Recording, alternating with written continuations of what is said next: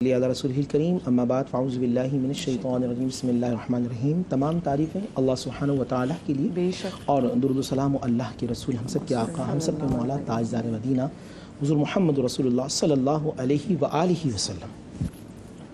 لیکن بات ذہن میں رکھیے گا کہ استخارہ کا مطلب ہے خیر طلب کرنا، اللہ سبحانہ و تعالیٰ کی بارگاہ میں ایک مشورہ کرنا، اور جو نبی علیہ السلام کی تعلیم سے جو ہمیں ملتا ہے کہ آپ استخارہ خود کریں، اور وہ مصنون طریقہ جو ہم دیکھا ہے کہ عشاء کی نماز کے بعد 2 رکعت نماز پڑھیں، نفل پڑھیں، اور عربی میں آپ کو دعا نہیں آتی، آپ دعا جس طرح آپ کو آتی ہے اس طرح مانگیں، اپنی زبان میں مانگیں اور سو جائیں۔ اس کے لیے ضروری نہیں کہ آپ کو خواب آئے، یہ لازمی ہے۔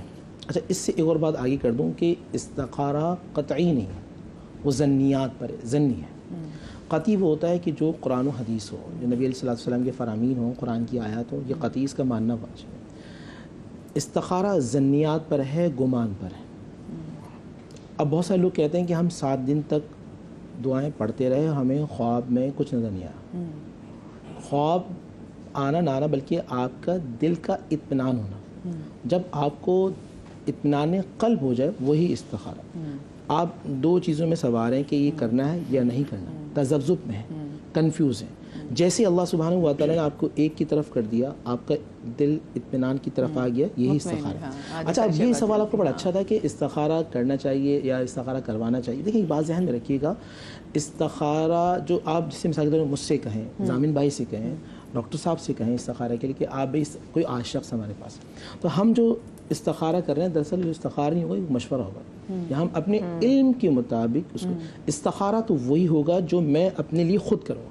اچھا، اپنے لیے جو خود کروں گا وہ استخارہ ہوگا۔ اور وہ کیسے کر سکتے ہیں ویسے یہ بھی بتائیں صاحب بچوں کو۔ بہت آسان طریقہ جو ہے کہ آپ عشاء کی نماز کے بعد 2 رکعت نماز نفل پڑھیں، اور نفل پڑھنے کے بعد جو دعا استخارہ وہ پڑھ لیں۔ اگر آپ کو دعا استخارہ یاد نہیں ہے عربی کے اندر تو آپ اردو میں رب ذوالجلال کی بارگاہ میں پیش کر دیں، جو آپ کی زبان ہے، سندھی، بلوچی، یورپ کے لوگ دے رہے ہیں ان کی زبان جو بھی ہے، آپ ہاتھ اٹھا کے پروردگار جو میرے لیے حق میں بہتر ہے وہ فرما دیں۔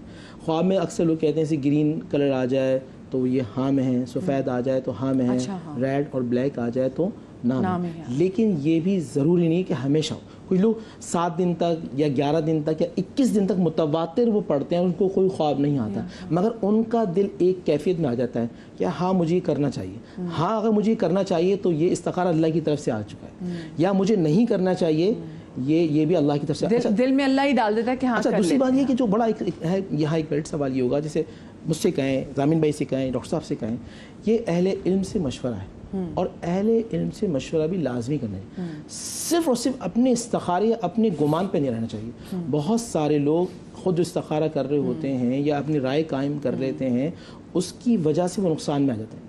ایک جگہ شادی کرنی ہے لڑکے کو، اب وہ پوری کوشش ہوتی ہے کہ اب مجھ سے استخارہ نکلوا، مثال میں نہیں آیا، ان کے پاس آیا نہیں آیا، ڈاکٹر صاحب کے پاس گیا اور وہاں آ گیا، جی میں نے اہل علم سے پوچھا تھا آ چکا ہے۔